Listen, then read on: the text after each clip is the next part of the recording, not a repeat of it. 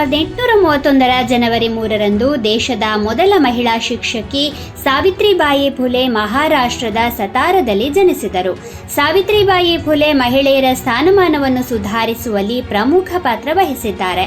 ಅವರನ್ನು ದೇಶದ ಮೊದಲ ಆಧುನಿಕ ಸ್ತ್ರೀವಾದಿಗಳಲ್ಲಿ ಒಬ್ಬರೆಂದು ಪರಿಗಣಿಸಲಾಗಿದೆ. ಪತಿ ಜ್ಯೋತಿರಾವ್ ಫುಲೆ ಅವರ ಒಡಗೂಡಿ ಮಹಿಳಾ ಶಿಕ್ಷಣಕ್ಕೆ ಹೆಚ್ಚಿನ ಒತ್ತು ನೀಡಿದರು. 1848ರಲ್ಲಿ ಪುಣೆಯಲ್ಲಿ ಸಾವಿತ್ರಿಬಾಯಿ ಮತ್ತು ಅವರ ಪತಿ ಜ್ಯೋತಿರಾವ್ ಅವರು ದೇಶದ ಮೊದಲ ಹೆಣ್ಣು ಮಕ್ಕಳ ಶಾಲೆಯನ್ನು ತೆರೆದರು. ಇದಾದ ನಂತರ ಅವರು ಹೆಣ್ಣು ಮಕ್ಕಳಿಗಾಗಿ ಇನ್ನೂ 17 ಶಾಲೆಗಳನ್ನು ತೆರೆದರು. 1897ರಲ್ಲಿ ಪುಣೆಯಲ್ಲಿ ಹರಡಿದ್ದ ಪ್ಲೇಗ್ ಸಾಂಕ್ರಾಮಿಕ ರೋಗದಿಂದಾಗಿ ಸಾವಿತ್ರಿಬಾಯಿ ಫುಲೆ ಅವರು 1897ರ ಮಾರ್ಚ್ 10ರಂದು ನಿಧನರಾದರು.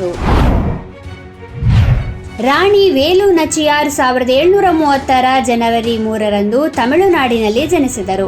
ರಾಣಿ ವೇಲು ನಚಿಯಾರ್ ಬ್ರಿಟಿಷರೊಂದಿಗೆ ಯುದ್ಧದಲ್ಲಿ ಗೆದ್ದ ಮೊದಲ ರಾಣಿ. ತಮಿಳರು ಅವರನ್ನು ವೀರಮಂಗೈ ಎಂದು ಕರೆಯುತ್ತಾರೆ. ಇದರ ಅರ್ಥ ಧೈರ್ಯಶಾಲಿ ಮಹಿಳೆ ಎಂದು. ಅಲ್ಲಿ ರಾಜನಾಗಿದ್ದ ಆಕೆಯ ಪತಿ ಶಿವಗಂಗೈ ಸಾಮ್ರಾಜ್ಯದ ಮೇಲೆ ಬ್ರಿಟಿಷರ ದಾಳಿಯ ಸಮಯದಲ್ಲಿ ಆ ರಾಜ ಕೊಲ್ಲಲ್ಪಟ್ಟರು. ರಾಣಿ ವೇಲು ನಚಿಯಾರ್ ಹೇಗೋ ಶತ್ರುಗಳಿಂದ ತಪ್ಪಿಸಿಕೊಂಡಿದ್ದರು.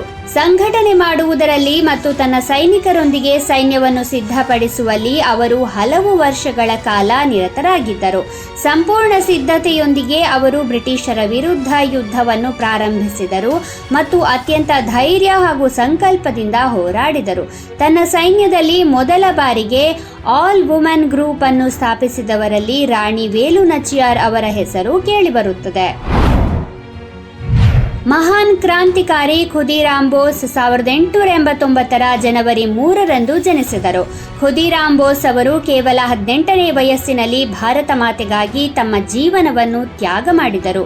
ಖುದೀರಾಮ್ ಬೋಸ್ ಅವರನ್ನು 1908ರ ಆಗಸ್ಟ್ 11ರಂದು ಗಲ್ಲಿಗೇರಿಸಲಾಯಿತು. 1905ರಲ್ಲಿ ಬಂಗಾಳದ ವಿಭಜನೆಯ ನಂತರ ಖುದೀರಾಮ್ ಬೋಸ್ ದೇಶಕ್ಕೆ ಸ್ವಾತಂತ್ರ್ಯವನ್ನು ಪಡೆಯಲು ಚಳುವಳಿಗೆ ಧುಮುಕಿದರು. ಖುದೀರಾಮ್ ಬೋಸ್ ಅವರ ತ್ಯಾಗ ಯುವಕರಲ್ಲಿ ಸ್ವಾತಂತ್ರ್ಯದ ಹೊಸ ಜ್ವಾಲೆಯನ್ನು ಜಾಗೃತಗೊಳಿಸಿತ್ತು. ವಿಜ್ಞಾನಿ ಸತೀಶ್ ಧವನ್ 2002ರ ಜನವರಿ 3ರಂದು ನಿಧನರಾದರು.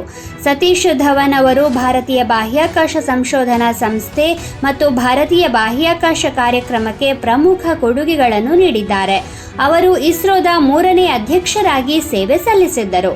ಇಂದು ಸತೀಶ್ ಧವನ್ ಬಾಹ್ಯಾಕಾಶ ಕೇಂದ್ರ ಎಂದು ಕರೆಯಲ್ಪಡುವ ಶ್ರೀಹರಿಕೋಟಾದಲ್ಲಿರುವ ಇಸ್ರೋದ ಬಾಹ್ಯಾಕಾಶ ಕೇಂದ್ರವನ್ನು ಅವರಿಗೆ ಸಮರ್ಪಿಸಲಾಗಿದೆ.